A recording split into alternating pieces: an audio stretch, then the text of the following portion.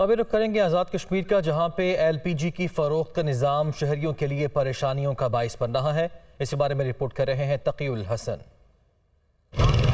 دارالحکومت مظفر آباد سمیت قریبی علاقوں میں گزشتہ کئی ہفتوں سے ایل پی جی سلنڈر انتظامیہ کی طرف سے جاری نرخناموں سے ہٹ کر فروخت ہو رہے ہیں۔ شہریوں کا کہنا ہے کہ گیس ڈیلر صارفین کی مجبوری کا فائدہ اٹھا کر منہ مانگے دام وصول کر رہے ہیں۔ 3100 بھی بکتی رہی ہے، 2900 بھی دیتے رہے، بڑا مشکل ہو جاتا ہے یہاں، کیونکہ ہم سٹی کے اندر رہ رہے ہیں۔ گاؤں میں یا ادھر ادھر تو 4-4 ہزار روپے کے بھی سلنڈر وہ دے رہے ہیں۔ مختلف قسم کے لوگوں نے مختلف کمپنیوں کے نام پر اپنے دکانیں کھول رکھی ہیں، اور اس میں کوئی ڈسپلن، کوئی طور طریقہ، کوئی قواعد و ضوابط موجود نہیں ہے۔ شہری اوگرا کی جانب سے پٹرول اور ڈیزل کی طرح ایل پی جی کی متعین قیمتوں پر فروخت کا مطالبہ کر رہے ہیں، تو دوسری جانب انتظامیہ نے گیس مافیا کے سامنے گھٹنے ٹیکتے ہوئے 11.8 کلو گیس سلنڈر 2496 روپے کے بجائے 2900 روپے میں فروخت کی اجازت دے دی ہے۔ یہ بنیادی کام ہے محکمہ صنعت و حرفت کا کہ وہ اوگرا سے لیزان کرتے ہوئے وہاں سے ریٹ لی، 4-5 دکانیں سیل کی اس بنیاد پہ کہ وہ بلیک کر رہے تھے۔ یعنی کہنے کی بات یہ ہے کہ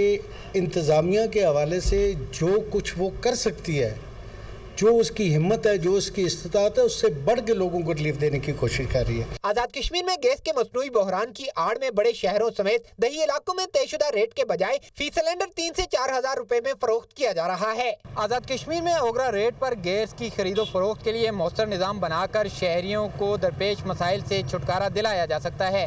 کیمرہ مین محمد نوید کے ساتھ تقی الحسن، دنیا نیوز، مظفر آباد۔